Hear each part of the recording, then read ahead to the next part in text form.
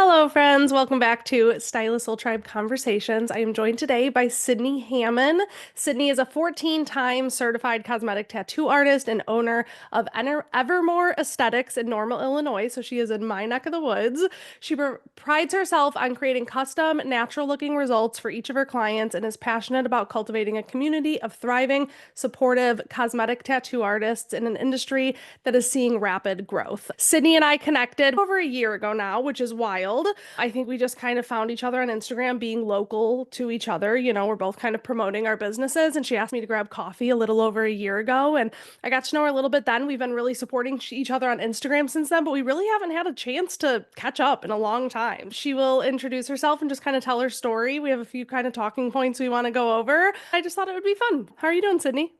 I'm good. Thank you for having me on. I'm really excited because I've listened to your podcast pretty much, I think since we've met at least. Amazing. And I always thought it'd be really fun to come on here. So I'm really excited to, yeah, literally just chat because I could chat with other, especially beauty industry professionals Totally. for hours and hours, as long as they're Yes. willing to. So Totally. I'm the I'm same. really And if you excited. listen, then you know that. So thank you so much for listening. That means the world to me. Sometimes I forget. Like I obviously know some Stylist Soul Tribe listen or members listen, but sometimes I forget that there's actually people paying attention and listening when I put these out. I know that's Yeah. silly, but it is kind of like a trip. So amazing. Okay. So go back in time, tell a little bit of your story, how you got into this career field, this industry, and then we'll kind of go from there. But I would just want to know more about For you. sure. So it's really weird. I feel like every time I tell the story of how I got started in this industry, I try to keep it short and sweet, but it feels Hard. impossible Hmm. because every little thing kind of led to me doing what I do now. Okay. So I always have been really passionate about makeup and the beauty industry in general and art. And when I was in junior high and high school, I always thought I wanted to be a makeup artist. That was my dream. And I was also really into graphic design and just kind of creative stuff like that. In high school, we had a career center at my high school, and Yeah. I was getting ready to go into my junior year where I could do one of the career center programs. And I knew I wanted to do that. I've always, Hmm. I guess, just been very interested in business and building my career and things like that.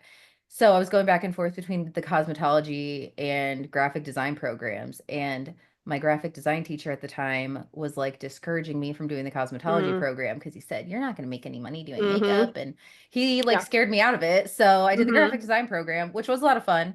Then I went to the community college after I graduated because my plan was to get a bachelor's degree. I don't even know what I wanted to do at that time. It was either Yeah. graphic design or something in business. I did 1 year at community college and then was like, I hate this. This is not for Mm-hmm. me. I stopped at community college after a year, went to Paul Mitchell and got my cosmetology license with the idea of I wanted to still do makeup, but I said let me get my cosmetology license so that way I can do other things too Totally. if I want to. So while I was going to Paul Mitchell, I got a job at Ulta. I was working at Ulta and I did a bunch of different things there. Yeah. I was doing just cashiering. After I graduated, ended up working in the salon. I worked in the salon for about 6 months. Did you do hair in the salon? I did do hair in the Awesome. salon. I didn't think I was bad at doing hair. I thought I was pretty good. And the You were day, brand new, so nobody's good at that point. You yeah, probably could have become good. and this was in 2017. So Okay. ombres and balayages were Mm-hmm. all over the place. I was doing a lot of them and I thought I was doing a good job. And one day my manager pulled me aside and was like, "Hey, I love her so much. I still talk to her." Mm-hmm. But she was like, "Hey, Sydney, I want to have a one-on-one about how to do a balayage." And I was like, "Oh," and I had Oh just done no. one the day. I was like, "Okay." So that kind of made me think about things. Mm-hmm. And then I was like, maybe I'll try to get into management at Ulta because I had been there for 3 years at this point in a Mm-hmm. bunch of different positions. And I applied for a management job, but somebody else got it. And then they were like, well, if you want full time, there's a position at the brow bar, Okay. which is the benefit brow bar at Ulta, Mm-hmm. which is just waxing and tinting brows Mm-hmm. and then doing other facial waxing basically. And in all of my years working at Ulta, I would walk past the brow bar and see people doing that, waxing brows all day. And I would literally think to myself, I would hate doing eyebrows all day. But I was like, you know what? It's hourly. I Uh-huh. can use my cosmetology license for it. I get tips. I'll just do it. Yeah. So I ended up getting that job. And after like a week or 2 weeks of me just like waxing brows, I realized I loved it and I was actually Mm-hmm. really good at it. So that was Yeah. really funny because I never ever thought that I would want to do that. How So wild. after about a year and a half of doing that, I just wanted to keep growing and building. That was when microblading started to get really popular in Mm-hmm. about 2018. So there weren't a ton of training programs at the Yeah. time. I did a lot of research on where to go. I ended up finding, at the time it was called America Microblading Academy, but they changed the name to Allure Microblading Academy. Okay. They're based in Houston. They're still open. Lily Tane, she's the one who owns it. She's amazing. I love her, but they travel around the country basically. I don't know if they still do or if they're just in Okay. Houston now, but they were teaching a class in Chicago. So I took out a small loan so that I could afford to Yeah. do that. It was a 3-day microblading course in Wow. Chicago, and it was over my 22nd birthday that I was doing Okay. that. And yeah, I took my first microblading course, and that would have been the end of September 2018. And Mm-hmm. yeah, that was my first one, but Wow. I've been doing it ever since. So then when did you start like putting this into practice and offering this as a service? Because if you were at Benefit Brow Bar, they weren't offering Right. that. So did you go independent right away, or what did that look like? So every training place is so different with permanent Mm-hmm. makeup. I am very grateful that the place that I went to actually makes you work for your certification Mm-hmm. because unfortunately, A lot of places don't. Yeah. yeah, and there aren't as many regulations on it as I think there should be. But Yeah. the place where I took my course, you did a 3-day in-person training.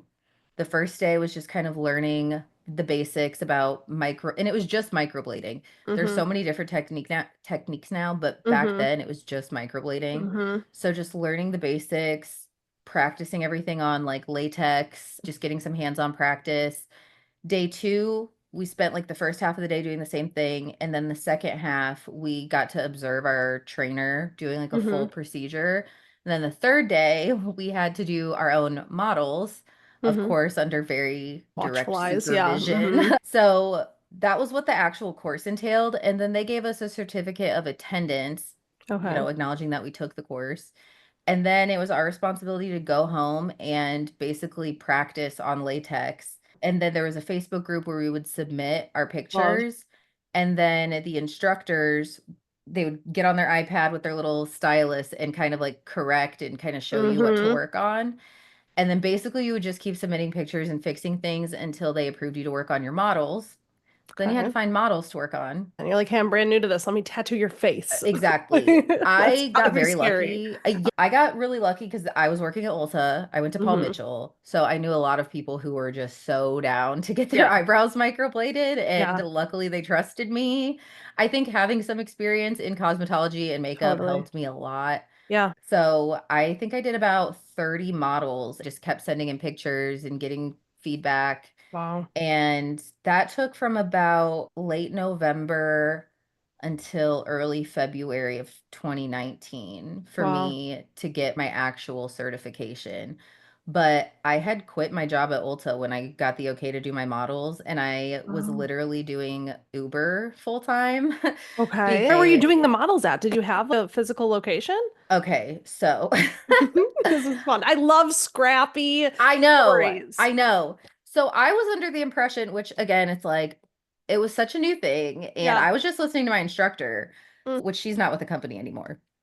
That's not Lily, this is someone else. I was okay. listening to my instructor. So she said, well, as long as you're not charging anyone and it's just a model, you can do it wherever. Mm-hmm. Which, like, yeah, I think technically that's true, but like, you still shouldn't be Yeah. tattooing someone in a place where like they wouldn't give you a tattoo facility license. But Yeah. anyway, I had a room set up in my dad's house Okay. and it was set up really nice. Like Yeah. I had everything. He was so accommodating and helpful because I was living in a studio apartment at the time. I'm not Mm-hmm. doing it there. No. And, I'm doing models for free. So I don't Mm-hmm. have the The funds income to have to a space. Yeah. correct. And also who's going to hire me when I'm not even certified. Totally. So that was really tricky. So yeah, I just had to set up at my dad's and I was just doing them Wow. there. And once I got certified, I just dove right into renting a suite. How So neat. And is that where you are now? no, so I actually I knew a girl that I had worked with at the Ulta in Bloomington. Her name was Mm-hmm. Miranda. She's super cool. She had let me know that there was a salon in East Peoria that she had worked at previously, and Okay. they were looking for someone to do microblading. Wow. And I was living in Bloomington at the time, and East Peoria is about a 30 to Mm-hmm. 45-minute drive. Yeah. But I went and checked it out. The owners of the salon were super cool and Awesome. nice. I love them. And it was a super cute salon. I loved it. Yeah. And the room was pretty tiny, but it had Mm-hmm. everything I needed. It Mm. had non-porous flooring. It had a working sink. It had a Yep. door, which was everything I needed to Yep. get licensed as Mm-hmm. a tattoo facility, Mm-hmm. which in Illinois, every state's different. So to Okay. offer microblading and permanent tattooing in Illinois, the facility that you're working in has to be licensed as a body art Okay. facility. I did And learn that then, because I tried to get a tattoo artist to come to my Chicago retreat to do like micro tattoos oh, and for yeah. that reason. Yeah. Yes. And they have to get like a very specific type of, I've never done that, but I know Yeah. it's really hard to get just a temporary permit for that. So, yeah, wherever I worked had to have everything up to my specifications. They showed me the room. They said it was $300 a month, which is now, I'm like, Mm-hmm. that's the steal of the century. Yeah. At the time, I was just You're starting like, should I out. need to find some clients that will pay me that? I'm Huh? like, I don't have any clients. And so I Mm-hmm. asked them if they would do commission. And they were like, yeah, you could do commission. They were Hmm. very honest with me because they would have made more off of me Honestly. if Yeah. I did commission. But they were like, you should just do booth rent. You'll make a lot more money. Mm. They were like, I think you'll be fine. Like Yeah. we They don't have want to have to manage you either. Yeah. and Mm-hmm. now I having my own like studio, I You get know it. that. I'm like, Mm-hmm. no, please just do booth rent. Mm. And I'm so glad I did. It worked out well. So I ended up doing Wow. booth rent there. I worked there. That was the beginning of 2019. Mm-hmm. I worked there for about a year. And then post COVID, I started to my friend Lexi, who I work with now still, Mm-hmm. she had a suite at the Salon Suites place in Bloomington, and she had asked me if I wanted to just like share it with her because I Yeah. had talked to her about wanting to work in Bloomington because I was just tired Mm-hmm. of the commute. And she was pretty part-time, I think, and it just worked out with our schedules where we could just take turns using Oh that yeah. room. Mm-hmm. So we did that for about a year, and then we just moved into a bigger room in that same space. Mm-hmm. And then both of our businesses were just growing so much. We were like, let's move somewhere with multiple rooms, Yeah. Hell yeah. so that we don't have to like take turns using the room all the time. We can work together. We can get more people in there if we Yep. want. And oh gosh, so what? It was 2024. That was the third year. So it would have been September of 21. 2021. Okay. We opened Evermore Aesthetics. Wow. And you've been there for 3 years now. And it is a beautiful Almost four, space. yeah. Thank Wow. you. Fun story. That's amazing. Yeah, it's very So what long-winded, yeah, but no, I no, I like hearing that and I like hearing the scrappy beginnings. I was surprised to hear that you've been independent the entire time because that Mhm. really is tricky. I wasn't independent fresh out of beauty school. I think my frontal cortex had to develop before I could have become independent because I just Yeah. did not freaking have that in me. So I think that's incredible. So fun, so cool. So what all do you offer when you say there's so many hmm different types of cosmetic tattooing now? What hmm all is there? I'm thinking of somebody listening to this who's like, oh, that could be a cool route, like really Yeah. green after getting their cosmetology license or really fresh into this. That could be a cool route to go. What does that consist of now? Yeah. So again, it just depends on where you live. Hmm. There are some states that do require you to have a cosmetology or aesthetics license to offer this, but in Hmm. Illinois you don't. Hmm. I agree that for people who are just interested in the Yeah. beauty world in general, it is a really awesome route to take and another Hmm. thing that you can learn. And it's grown and evolved so much just since I even started doing it in Yeah. 2018. And we'll Be continue to. Yeah. yeah, exactly. And like I was saying, back in 2018 when I learned microblading was like the only Hmm. thing. Hmm. And oh my gosh, I could go on about this for hours, but microblading itself is not the best option for Hmm. everybody when it comes to like their skin and their goals Totally. and everything like that. Hmm. So since then, I think the first thing that kind of became popular after that was manual shading. Yeah. So you could add some like shading and density with pigment in between the little Hmm. hair strokes. But that again was just done with a manual blade, really similar to the The microblade, which microblading. is Mm-hmm. essentially just like cutting into your skin. And then there's powder brows now, which it goes by a lot of different things. It depends on the Totally. artist what it's Okay. referred to. I Mm-hmm. always call it powder brows. People call it Mm-hmm. Okay. ombre powder brows, micro shading.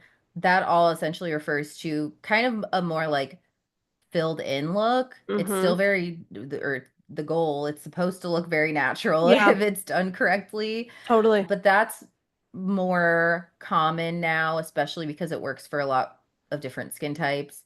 There's Amazing. also nano brows, Mm-hmm. or again, people call it nano brows, feather brows, nano feather brows. Yeah. Again, there's so many different terms for it, It's like but foliage, baby lights, like exact work. buzzwords. Yes. Yep. Yeah. So nano brows gives a little bit more of that hair-like appearance that Mm-hmm. microblading gives, but it's done with a machine, Okay. which nano brows or powder brows are done with a machine. So Okay. it's a little less traumatic to the skin. So more Okay. people with certain skin types are able to do it.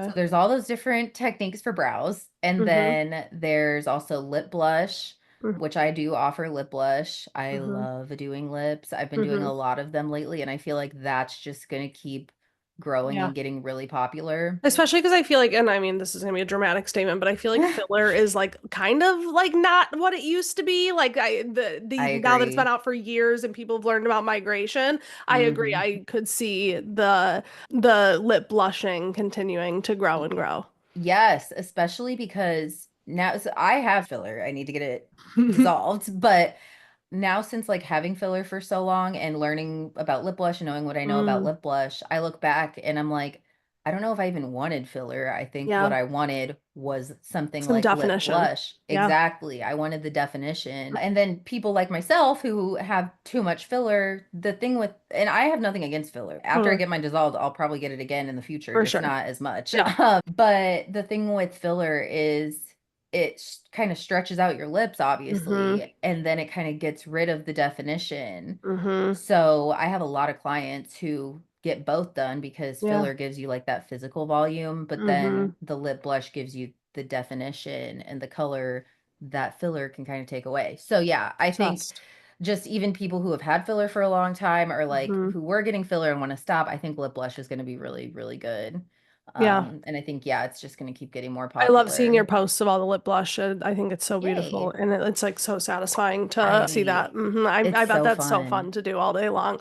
It Okay, really so I don't is. know if you want to go this route or not. Tell me. We have a few different talking points: community over competition. But then I'm Mhm. also in my head thinking when we first connected over a year ago.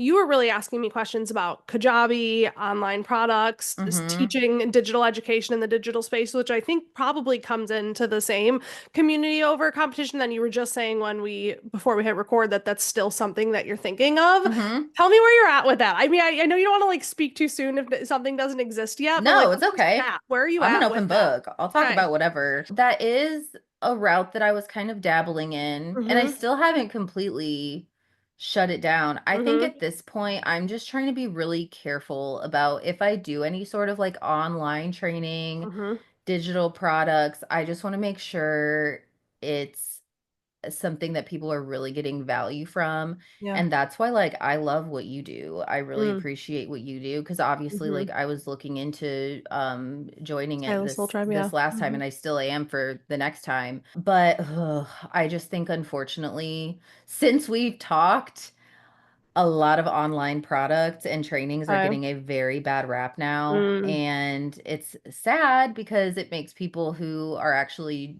putting out good quality products and Yeah. trainings, like, it makes it really hard to differentiate what's good and bad. So Totally. that sucks, but again, that's another thing that's kind of making me feel like I do wanna do it Mm-hmm. because I want to But be then there's also the fear because you assume, you try to hope that most people are good and then nobody goes in trying to like totally fuck people exactly. over. It's scary when that gets a bad rap. Interesting. So like what does community over competition mean to you when you put that in the talking points? Like what comes up? What's your stance on that? So I think a big thing that's helped me grow my business Mm-hmm. since 2018 is Mm-hmm. just getting to know and building connections with so many other people in the Totally. industry Yeah. locally. And that includes other permanent makeup artists and cosmetic Mm-hmm. tattoo artists. And I've had a lot of, especially like the last year or two, a lot of people message me on Instagram about like if I offer training or anything like that, Shadow. which Mm-hmm. as of now I don't, but that's a Yeah. big goal of mine. It's just in Illinois, the regulations for that are very convoluted, so I'm trying to figure out how to do it, but Okay. do it the right way. Legally. Yeah, totally. At this time, I don't offer certification Mm-hmm. courses.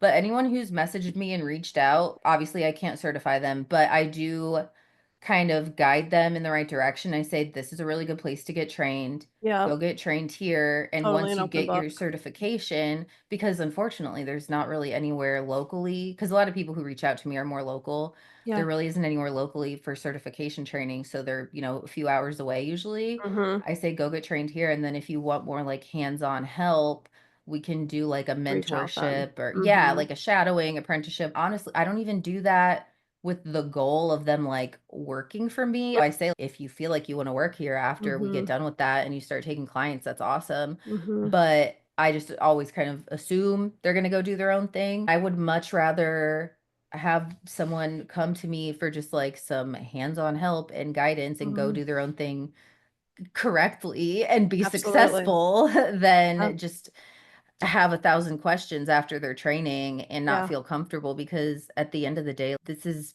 people's faces that we're Yeah. working It's on important. and it's Yeah. a permanent service. Mm-hmm. So it can't really be handled lightly. Yeah. And I see that a lot on social media and a lot of the permanent makeup groups and things that I'm in where people will post pictures of like their first like Mm. client or their first model after their training and it's like what Yeah, that's happened? terrifying. And it's Uh-huh. because they're not getting the help that they need and the And then that support kind that of they gives need. everyone a bad name. And then you have all these people out here not wanting to get services even done by you or by anybody because they know Exactly. someone somewhere had a bad I hear horror experience. Mm. stories because yeah, if I would have taken my first training and they just gave me my certification and said, "Yeah, go take clients." Yeah.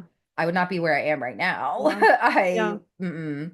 So how did So, you build a clientele? Because I feel like I know that you have people come in for touch-ups, but I feel like it is mm, different than like a behind the chair business where people, once you mm-hmm. have someone, they come in every 6 weeks and you can really learn to like count on that and have the stability of that. How did you go about growing your clientele? I know obviously the model calls in the beginning, but how did you Yeah. so that? So I did my first like it was around 30 models before I started actually taking clients. Mm-hmm. And when I started taking clients, I just did like an introductory rate. Mm-hmm. I still remember the day that I started posting about that I was taking clients at the salon, which it's called Blush Studio. So when I was Mm-hmm. accepting clients, I have my Square appointments and everything Yeah. set You're like, up. I am a legitimate business. Let's Hmm. go. Uh-huh. I think I still have the graphic on my Canva, Yeah. but it said like, taking appointments for this price, message me to book. Mm-hmm. And I posted it on Facebook and then Blush shared it and they had a really awesome loyal clientele. I was at Six Flags that day and I remember I was just getting all these Flooded. messages of people wanting it Amazing. done. And it was a pretty low price. It was like Mm-hmm. I want to say it was like 299 or Yeah. something for my introductory rate. And I think that day I booked because I remember I was charging a $100 deposit to Yeah. book. And I think I had about 10 people book that day. So I Incredible. rember by the end of the day, I had You're like like, a I just made thousand a dollars thousand in dollars. deposits. Holy And I was like, shit. oh my God, Yeah. I'm rich. Like that was I more money made than I it. like ever Uh-huh. had. Yeah. So it was just so funny. That was like my first chunk of clients. And Mm-hmm. then what I did with those clients, because like I said, it was an introductory rate. I think when I first started out, my full price, Mm-hmm. regular price was 475 for a first session microblading. So, what really helped me for the first year, I would Yeah. say, was having a very generous referral program. Mm-hmm. And I know for a lot of people, it sounds a little scary. And I know a lot of people who work at tattoo shops or permanent makeup Mm-hmm. studios on a commission basis, and they unfortunately don't have the flexibility to do what they want to do in terms of Totally. promotions and referrals and things like Yeah. that. So not everyone has this option. And a lot of times when I advise, if these people like ask me like what do I do to build my clientele, I'll advise this and they'll be like, oh, my boss isn't gonna let me do Mm. that. But it's so worth it. And in my Yeah. I mean, opinion, if I'm you like, showed to your boss why it would work, I bet maybe they mm-hmm. would. So what was your referral program? You said it was really Yeah. generous. if my client that was in, I would Mhm. always tell them at the end of their appointment, if they send anyone to me, if anyone books with me, Mhm. they will get $100 off at their, like the client who sends someone to me will get Mhm. $100 off at their annual touch up Mhm. for each person they send me. Incredible. So some people get a free touch up. Yeah. Exactly. Mhm. Whoever they send to me would also get $100 off at their Love. first session. So that I think is what freaks people out more than anything is like, if I'm getting all these referrals, that's a lot of money that adds up. That's $100 off for each But person. But literally only if you have new clients coming in that are paying more. Yeah. Do you still exactly. offer that? I don't, it's not as generous because Mhm. luckily, because of my referral program, Mhm. I started to get very booked out. Yeah. And it got to the point where like almost everyone that came in was a referral. And I was like, okay, I'm Mhm. like kind of losing too much money at this point Yeah. because And I at this was point, you've built the know, like, and trust. These people would come in whether they were getting $100 off or not. Yeah. exactly. Hmm. So I just kind of like reeled it in a little bit. Okay. And I think I adjusted it at that time to you would still get like my existing clients would still get credit at their touch up, but I think it was like $50 off at your annual Okay. touch up to three referrals. And Okay. then whoever they sent to me, I still have like a credit for like if they send someone to me, they would get $50 off. So I Okay. just I just reeled it in a little bit. Well, and I would have to imagine too, and I think it's good to go really intense, especially when you're like fresh on Mhm. the scene. This is a new service, that many people reaching out all at once. That was definitely a wise move. But then I think once you build that know, like, and trust, I'm guessing maybe if you're 4 months booked out and you're like, I can't even get a new client, and oh, let me go Mhm. do so and so for free. Yeah, I'm grateful they sent me all these in, but I'm a little bit resentful because I could have gotten that full paying client in. So I think that Exactly. happens to stylists too. But I also am not against, I mean, I went hard on referrals when I was growing. I Mhm. went hard on everything. I was so fucking shameless when I was growing my clientele. I was throwing spaghetti at the wall every single day, seeing what sticks. And that's kind of how I coach. I'm like, Mhm. there's strategies, there's things that work. But my God, when I was building a clientele, I just woke up every single day and was like, how can I literally kill something and drag it home? Like, how can I I love get that. butts in my business ASAP? And then I think once you build that, know, like, and trust, and then kind of that word of mouth and that experience portfolio, all those things, you can rein it back in.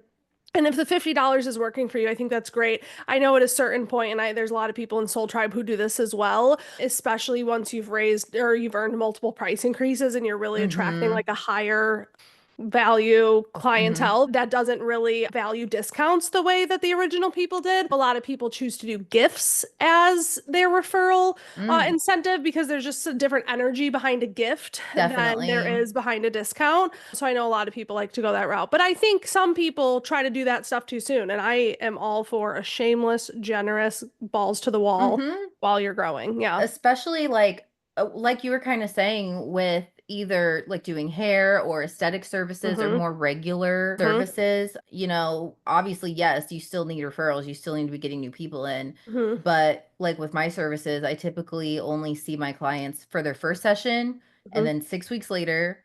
And that, if they decide to say they were brows, like maybe they'll come in and get lips at some point. Yeah. But otherwise, at this They're kind of point, set. I'm not going to see them again for another like 2 years until they Yeah. need their touch up. So Mm-hmm. I really do, even now, constantly have to work at like, continuing Getting to get new new people clients in. in Mm-hmm. because, yeah, I don't have those regular, like, they're rebooking every six Totally. weeks or whatever. Totally. So I feel like even now I'm still trying to brainstorm Attract ideas to that. get new people Mm-hmm. in, but I really like it. I enjoy it. It's It's kind of like, fun. it's kind of a game.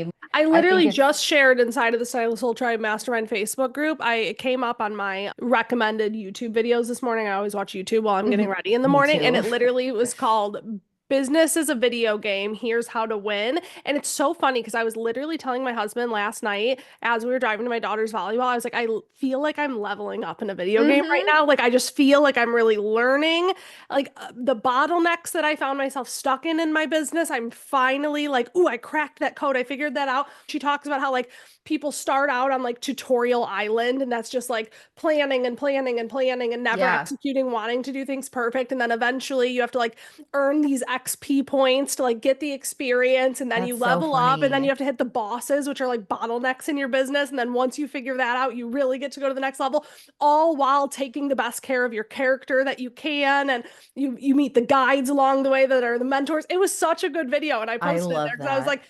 It randomly popped up probably because my phone was listening to me Of last night say that, course. but it was such a good video and I totally relate and I love playing the game of that.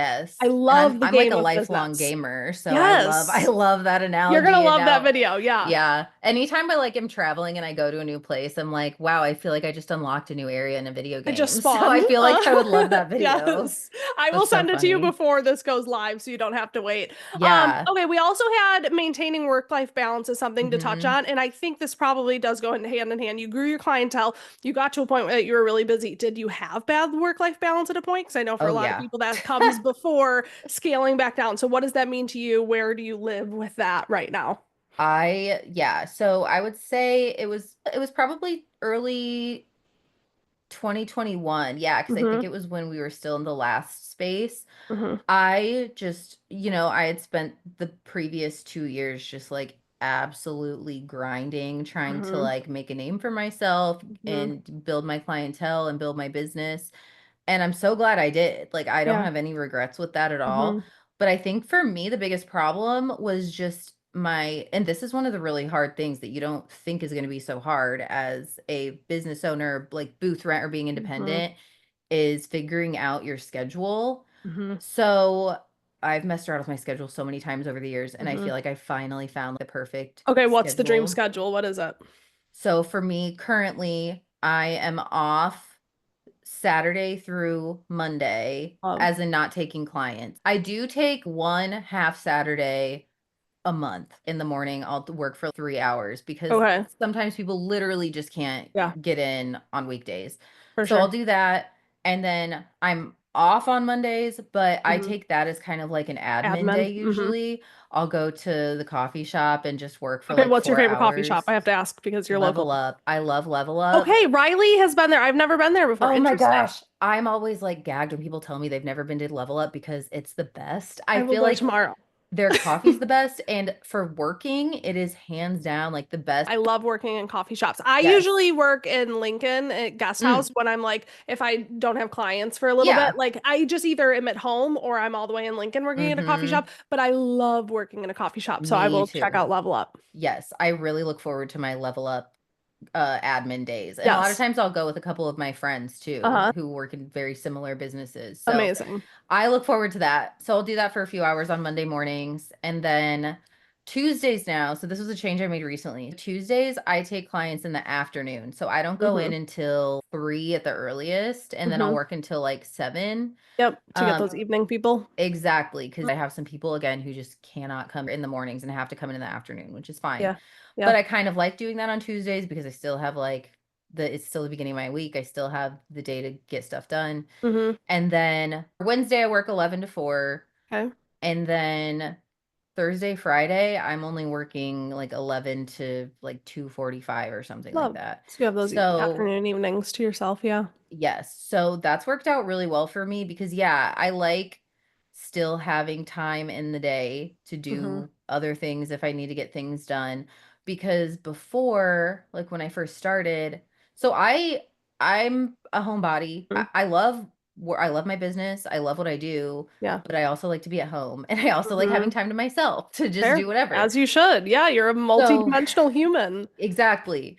So when I first started in my head, I was like, okay, I'd rather work longer days and have more days off. So I Hmm. think I was working like Wednesday.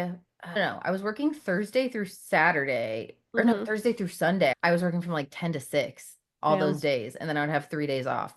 That burned me out so And that was bad. also Monday, Tuesday, Wednesday is the only days you have off, and that's when the rest of the Uh-huh. world is working. So typically you're probably missing out on a lot of things, right? Yeah, Yeah. exactly. And I think the reason why I did that schedule is because I did work in retail for so long. Even when Hmm. I was at the Brow Bar, I was still Yeah. a retail employee.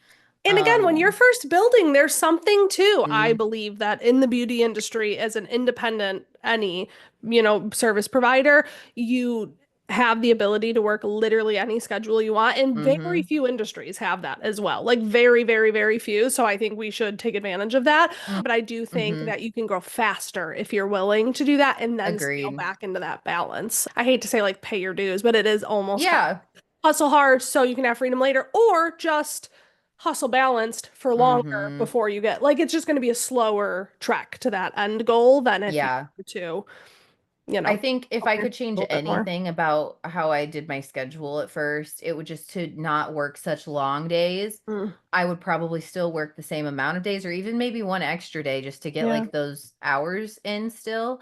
Mm-hmm. Because with just like the type of work that I do, Mm-hmm. it's super hyper focused and Yeah. like you're Oh, I really bet your brain focused. hurts. Yeah, at It, the end of yeah, that. it's very like meticulous Mm. work. And especially when I was first starting out, like I was, I had to actively put a lot You're a more. little bit more used to it now that it's more second nature. Yeah. Exactly. Mm-hmm. So just by the end of the day, I was so I exhausted bet. mentally, and it did cause me to burn out pretty bad. I think it was the beginning of 2021, and Mm. I literally was getting like anxiety. Like I was having really bad anxiety problems. I think Mm. my body was just physically burnt out and anxious and stressed, Yeah. and I ended up taking like a week off of work. I rescheduled all of my clients because I was having literal panic attacks every Sometimes you have day. to. It Yeah. was bad. And I was like, okay, I need to like reel it in and figure something out. And I So think so many people get used to living like that. Like they've done that for a mm-hmm, while. And it's like, especially with where we're at. I mean, if you work a corporate job, if you do something different, then mm-hmm, okay. But if you have truly the freedom and flexibility, why do you keep fucking doing that to yourself? Stop doing right. that. If anybody is listening to that is like, yeah, I've been feeling that way for 6 months or a year now, or my God, 5 years, like Mm-hmm. it doesn't have to be that way. Exactly. And I know some people are genuinely just built different and can work super long hours like that. And Yeah. that's great. Like, I Yeah. just came to the realization I'm like, I'm not that type of person. And that's okay. I need a good Mm-hmm. balance. And I wasn't, because I was so exhausted by the end of the Mm-hmm. day Yeah. that I wasn't doing anything for myself or to take care of myself or to take Yeah. care of my home or anything at the end of the day. And my physical health I think was kind of like going in the For toilet as sure. well as my mental health. So Yeah. once I just kind of like took a step back and was like, okay, I just need to like adjust some things. I've enjoyed my work so much more since Mm-hmm. then. I just feel so much better mentally and physically. Mm-hmm. Like it helped a lot. So yeah, Yeah. I think at the like you were saying, it did help, in terms of like I was much more flexible with my schedule when I first Mm-hmm. started. Like if people needed to come in at certain times, I would do Mm-hmm. that. But after I built up my clientele, I kind of got a lot more structured. I set more Yeah. boundaries with my schedule. Even outside of work, having more free time and everything that I have now, I'm taking time to do things that I enjoy doing and doing Yep. things that are good for me. Doing those things helps me with my work and with my business at the end of the day You because show then up I better. feel better. Mm-hmm. I show up better for my Mm-hmm. clients. I'm in a better mood. I'm doing better work. Mm-hmm. So yeah, it just all works together Yeah. in the end. And there's so many reasons to that. I have these like core coaching principles that I follow. I call it the cycle of success, but like the meat of it in the middle is schedule, clientele, income. And I think for people not in our industry, or for example, like my husband like does construction, and Mhm. the more overtime he works, the more money he makes, and that just Mhm. is what it is. I mean, no, he's a union iron worker. He really can't even try to get a raise because their journeyman's, rate is what it is. And so I think there's some reconditioning of the mind in our industry because truly, the way I coach to price increases too. So it's like set your dream schedule. Basically, decide how big the bucket is, how much Mhm. drops of water, whatever, cups of water can fit in the bucket. And then from there, once the bucket fills up, which is your schedule, that's when you earn a price increase. And that's when we can intentionally remove some water from the bucket so that new can come in. And if every single time a new client is reaching out to you, your bucket just gets bigger, you Mhm. literally never hit that supply and demand threshold where you earn a price Exactly. increase.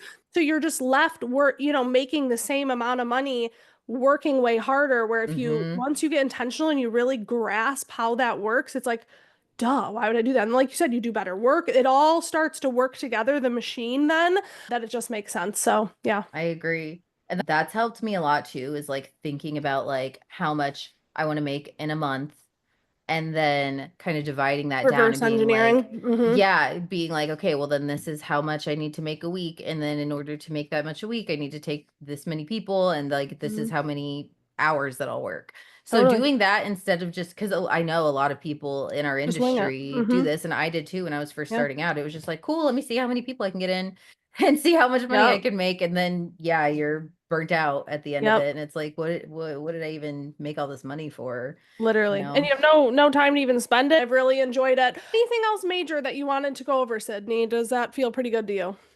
Yeah, I mean, I think that's pretty much everything. Like you said, I Cool. could talk about this stuff Mm-hmm. till I'm blue in the face. I'll be talking to my clients about like various things, and I'll be like, I feel like I could just like write a novel at this point You should. about all of my, I should, about all of my thoughts and everything about just like the industry in general. Yeah. But yeah, I love whenever I get the chance to talk to other people about it Oh who yeah. understand and they know how everything goes. So Yeah, and thanks hopefully, for being brave and being agreeing and come on here. We were just Instagram DMing, and she was like, "Have you ever want yeah. someone on the podcast?" I'm like, "Girl, I always need people on the podcast. I'm pumping out an episode a week. Hate talking to myself, so I love having people on. We'll have to meet at Level Up soon and do a coffee Yes, I and would love continue to that. chat. Well, I will put all of Sydney's information in the show notes, mostly her Instagram. She's very active, posts on there a lot, is on her stories all the time. I'll put her website as well. If anyone is listening to this and it inspired you in any way, if you're kind of in the permanent makeup realm and want a new friend to reach out to, she's a real person. She'll respond to her Yes, DMs. Feel free to please do do. that. If you're ever interested in getting into permanent makeup or have any questions about it at all, because I know it's like